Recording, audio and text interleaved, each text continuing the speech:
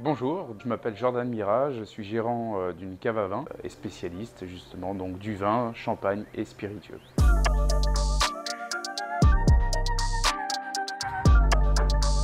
La première idée forte à déconstruire sur le Beaujolais nouveau, c'est que le Beaujolais nouveau, ce n'est pas un seul vin. Il y a plus de 500 exploitants en fait et vignerons qui fabriquent chaque année du Beaujolais nouveau. Et donc en fonction du vigneron, le Beaujolais nouveau aura du coup des arômes, des tanins et une densité qui peut différer. La deuxième idée forte, c'est que le Beaujolais nouveau représente l'intégralité en fait du vin du Beaujolais.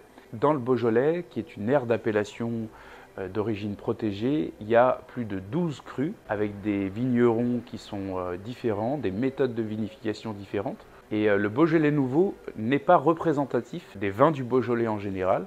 La troisième idée, c'est le goût de banane.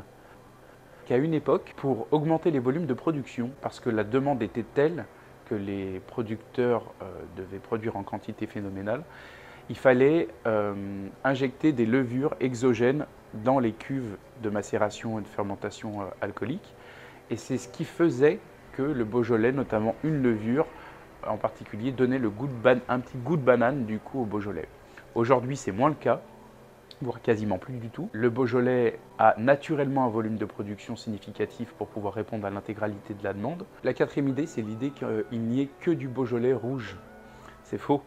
Il y a du Beaujolais blanc. Aujourd'hui, dans le Beaujolais, vous avez 96% des parcelles de vignes qui sont plantées sur un cépage, donc un raisin qu'on appelle le gamay, qui sert à produire du vin rouge.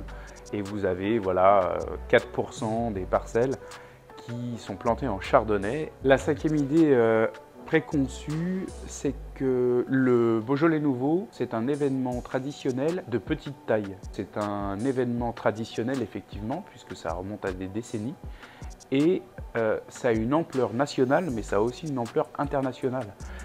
Il faut bien comprendre que du coup, les plus gros acheteurs de Beaujolais nouveau aujourd'hui ne sont pas forcément en France, mais sont en Asie. Une dernière idée à déconstruire aussi, souvent on associe le Beaujolais nouveau, mais le Beaujolais en général, comme des vins d'apéritif. Il ne faut pas écarter du tout l'idée que le Beaujolais, c'est aussi des vins de gastronomie et on peut cuisiner et manger en buvant du Beaujolais.